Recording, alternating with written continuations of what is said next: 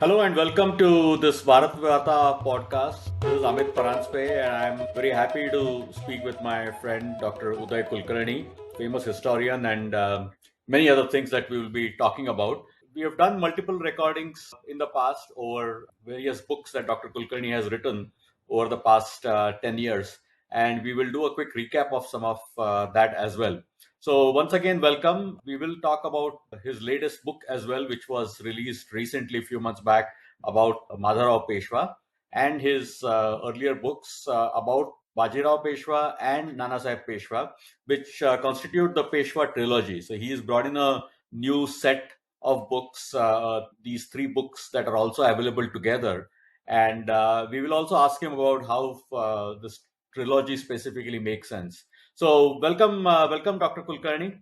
Now, one of the perceptions, or one of the popular perceptions amongst not just common people who casually read about history, but even amongst some history scholars, has been that Panipat was the end of Maratha Empire, and this was 1761. And we know, of course, that that's not the case. The Maratha Empire continued for another 6, 7 decades. Effectively, one of the last major powers to lose to the British, 1818 is when the Third Anglo-Maratha War was fought. So this resurrection of Maratha power after the extreme extreme low point after the loss of Panipat, which not only saw so many senior leaders getting killed, but soon after that, Peshwa Nana Sahib, who was ailing to begin with, passed away as well. So, amidst all these shocks, what could have been the absolute low point of this empire, there rose this young 16-year-old Madhavrao Peshwa, and who basically led this massive resurrection. And in a short period of 10 to 12 years, unfortunately, he passed away early as well from tuberculosis. He was able to resurrect this empire to pretty much its state before Panipat. So let's talk about Peshwa Madhavrao and your latest book. What are the kind of challenges that Madhavrao saw at this young age of 16 after Panipat? When Vishwasrao died at the Battle of Panipat, he was the heir apparent after his father Nana Sahib died. And he was 19 years of age, just the age when Bajirao and Nana Sahib both became Peshwas. So with his death, suddenly the second son of Nana Sahib, who had never been groomed for leadership, the 16-year-old Madhavrao, came to the forefront. Now, in the waiting in the wings was Nana Sahib's younger brother, Raghunath Rao, who had, during Nana Sahib's tenure, acquitted himself extremely well. He had led Maratha armies on multiple campaigns in the north. He had taken the Marathas to the furthest extent of their expansion when they went right up to Lahore, and the Maratha armies reached Peshawar and Multan and Attock.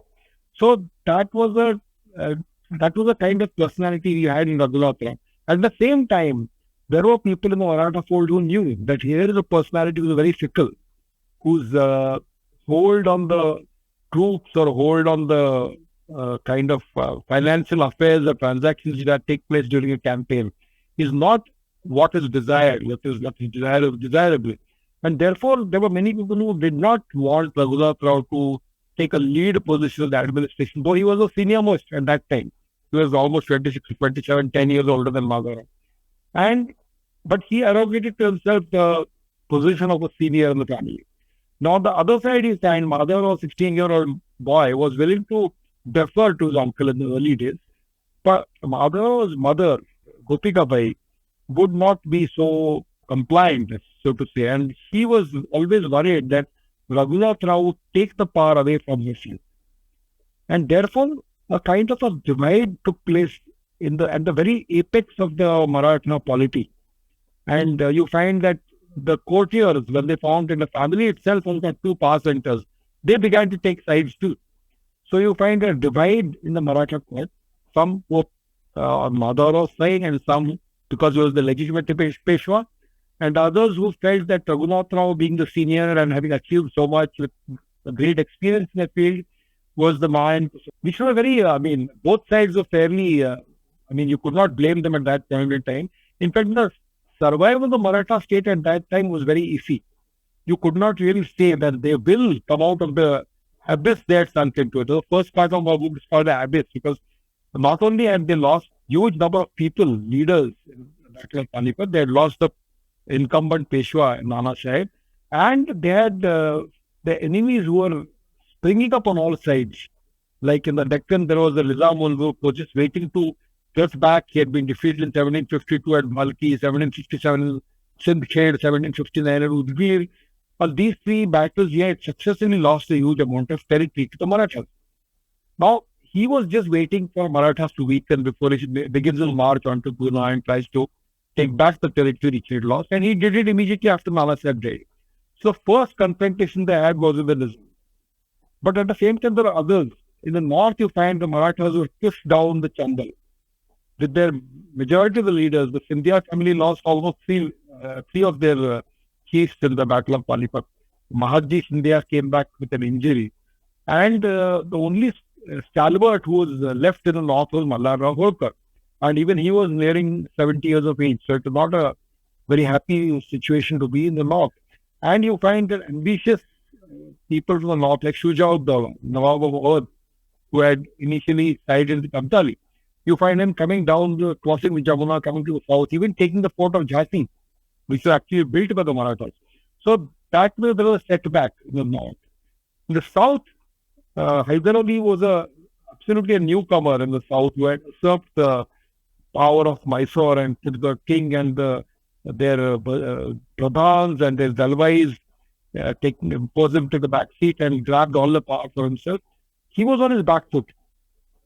In 1759, 1762, a large army in the south led by Visaji Krishna Beniwale. And uh, Hyder was cornered to such an extent that probably his very survival was in doubt. But when the news of Panipat came, the Marathas had to patch up a peace and return to Pune. And that gave Hyder Ali an opportunity to reassert himself. And he began doing that very vigorously by taking all the territories to the north, which included several Maratha territories. There's one Maratha letter which says that Hyder Ali's shadow has fallen on the river Krishna. So Krishna is just somewhere near Kolhapur and those regions. That's how far he had come up. So you find that while Hyder Ali was encroaching on their territory in the south, the Nizam was actually attacking them. And he had arrived almost to 10 to 12 miles from Tula when he had to be, where he was defeated finally. And the treaty was passed on. But Raghunath Rao found that this was a good opportunity to have other powers as his allies. And therefore, whenever there were negotiations, you find that he currying favor with them by being liberal in his terms, by returning territories won during these days.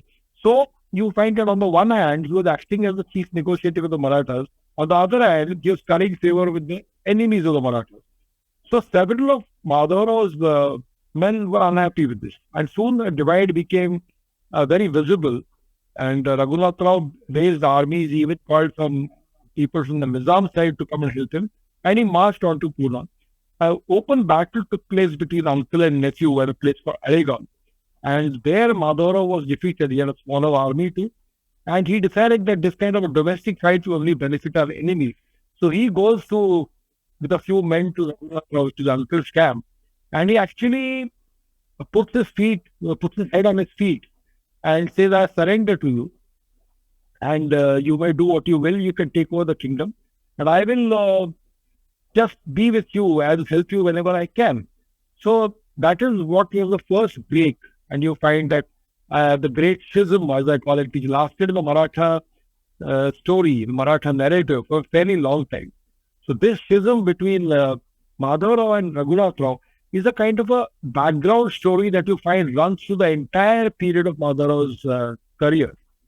So that is again a story which by itself. Yeah, I think that unfortunately, in a sense, was Achilles' heel throughout his 12-year reign. I mean, it's amazing that such a young leader, young boy, I mean, he was 16, could face so many different challenges internally on the family front with his uncle, and externally because as you just described and as you have gone into great detail in the book, enemies from all sides were ready to pounce on. And one of the major battles that happened fairly early on in the 1763 or 64 was with the Nizam, and that saw the first successful defeat of Nizam in the Madhavrao era at Rakshas. And can you talk a little bit about that battle, because that was sort of the first major win for Madhavrao, and that changed the trajectory. And after that, he had so many successful campaigns at so many different fronts. Actually, the Battle of Rakshas War had a lot of antecedents. As I mentioned, when Madhavrao surrendered to his uncle decided to take it out on all the people who had supported Madhavrao Chase. One of them was, say, the Petes. The second was the Patwalans. And the third was Baburao Fadnis. They were all allies of Madhavrao. So they had to go to different places to kind of escape the vengeance which they feared that Raghunath would wreak on them. And the fort of Miraz became the focus because the fort of Miraz had been handed over to the Patwardhan. Govind Hari Patwardhan was the person holding Miraz, and Gopalrao Patwardhan was a strong adherent of Madhavrao who left the place and went south, went to Miraz. So the first thing that Raghunath Rao decided was that on his way to invade Hyder Ali, he would go to Miraz and demand that the fort be handed over to him. So this was the first break, and that led to Gopal Rao Patwardhan, because he felt threatened that with Raghunath Rao managing the affairs and openly there was an adversarial relationship between the Patwardhans and Raghunath Rao. He decided to abandon the Maratha cause and he went and joined the Nizam to seek a shelter from being imprisoned by Raghunath Rao. And therefore, you find that the Nizam's army had fallen by about 30 to 40,000 people who were basically Maratha defectors who had joined the Nizam. And these people, they all began to march towards Pune and Satara. Janoji Bhosle was a Raja of Nagpur. Even he joined the Nizam. He was Nizam's neighbor in a way. And the Nizam promised him, I will make you the next Chhatrapati. So they attacked Nasik first, then they attacked Pune, then they attacked Sumagarh. They took away a lot of treasure from there. They attacked the holy place of Toka, which is the Pravara Sangam. Then they attacked further down. The Pune city itself was burned down. Almost the documentation is available, which shows that 2/3 of Pune's houses were burned down. Several temples here, including the temple of Parvati, were destroyed. And there is a letter which says that not a single linga or a Shiva linga remains in Pune city. All the temples have been destroyed with the Nizam. So at that time, the Raghunath Rao and Madhavrao were somewhere near Bhaganagar or Hyderabad. And they were on the outskirts of Hyderabad when they heard of this. Although they took a ransom from Hyderabad, they turned around. Raghunath Rao never expected the Nizam to go to the extent of burning the city of Pune. And he was burning with revenge. I must avenge this kind of destruction of the city. And that time the monsoons intervened, 1763. And through quiet diplomacy, they got Mallara also to come to the south and join them. And they also sent feelers to Gopalrao Patwardhan, assured him that if you come over to our side, the fort of Miraz will be restored to you. They made a deal with Janoji Bhosle through intermediaries, saying that we will give you so much territory, you abandon the Nizam.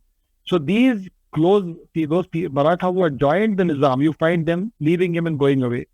And the Nizam reaches the Godavari at Rakshas Bhuvan, where there is a crossing to go across. The river was, of course, flooded in the month of August 1763.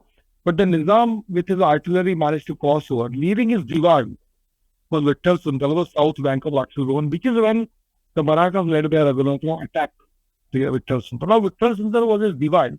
He's a very brave soldier, and but he had enemies within the Nizam's army itself. So, while Raghunath Rao was elephant, was surrounded by the Nizam soldiers, and he would have probably been taken prisoner. Madhavrao was with a guard who was supposed to guard him of 2,000 men. You find Madhavrao directing them to go and rescue Raghunath Rao and turn the battle around and attack Vittal Sundar also. And he offered a reward to anybody who goes and achieves his objectives. So he takes command of the battle because Raghunath Rao has been immobilized, and he turns the battle around and wins the famous victory at Rakshas Bhuvan. The entire army in the south of the Godavari is destroyed. The Nizam is sitting north. He's helpless to do anything. So you find this battle becomes a turning point, and Madhavrao in 1763 becomes his own master. And Raghunath Rao decides, I will go to Nasik and I will spend my day in prayer, which is, of course, which is not really true. So that is the point when you find that Madhavrao's real reign kind of starts, 1763 August. That is the importance of Rakshas Bhuvan. But I must mention something about, we must digress a little bit to go to what the English were doing in Bengal. So I'll take it up after your next. Yeah, so I was gonna come to that. I think after Rakshas Bhavan and after the Nizam threat was successfully neutralized, two of his biggest challenges immediately after that were the English, who were always there on the sidelines waiting to opportunistically pounce in, and of course Hyder Ali in the south. So next I wanted to discuss. So let's first talk about the English angle, and then after that we can talk about more details about the southern campaigns, because there were multiple campaigns to subdue Hyder Ali. Now, in this book, what I've tried to do is I've tried to put things in a chronological order, in the sense that if something is happening in 1760, the man on the spot of 1763, or the reader should know what is happening all over the country at that time. So when Rakshas Bone was being fought over here, you find in Bengal, a totally new thing was developing there. So after the Battle of Plassey, you find in 1760, Mir Jafar is deposed. Clive has gone back to England, and the next governor is Vansittart.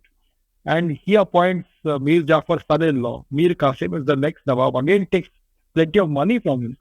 And Mir Qasim, of course, is a different man compared to what Mir Jafar. He finds that the English have started monopolizing the trade of Bengal by giving themselves liberal terms as far as taxation is concerned. So while the native people, the Indians over there, who were traders, were paying their taxes, the English were having a free trade with them, with paying no taxes, and therefore they had an advantage. So first he pleaded with the English that we must bring them on par. When the English refused to do that, he decided that everybody will have free trade, not just the English. So therefore, the English as well as the Indians are having a level playing field, which the English did not like. And the relationships kept getting worse. Now, around the same time, you find Shah Alam II, who was the Shahjahan's father. The Alamgir II was assassinated in Delhi before Panipat. Had run away to the east in the hope that he was going to recapture Bengal. And Shuja-ud-Dawla after Panipat also had come down to earth. So Shah Alam and Shuja-ud-Dawla had formed a combine, and they decided to venture into Bihar. Here, Mir Qasim was on inimical terms with the English, and he was withdrawing into Bihar. And the famous Patna massacre, which is described in this book in 1763, where a lot of Englishmen who were captured by Mir Qasim are actually massacred by him. So that kind of broke relations with Mir Qasim and the English, and Mir Qasim went over and joined Shah Alam and Shuja-ud-Dawla. Shuja-ud-Dawla, being a very ambitious kind of a person, he was basically interested in grabbing Mir Qasim's wealth. And when you, 1 year later in 1764, you find when the English come marching up, but you must remember all these English battles which were won were not won by the East India Company. They were won by Indian troops led by officers from the British Army, proper British Army. Even the 1757 Plassey battles, you find the Royal Navy was participating in that. The Rear Admiral Watson was there. So this Battle of Buxar led by Major Munro, initially Shuja-ud-Dawla's men almost won that, until finally, because of their indiscipline, I would say, they snatched defeat in the jaws of victory almost, you can say that. And Buxar was a big turning point in the north. In 1764, you find, well, where Madhavrao is going south to face Hyder Ali, the English have defeated Mir Qasim, Shuja-ud-Dawla and Shah Alam, and are advancing beyond the boundaries of Bihar and present-day Uttar Pradesh, which is the river Karmanasha. And they have taken over the fort of Allahabad and taken over the city of Banaras. Right. So I think that was a very important historical milestone for the British.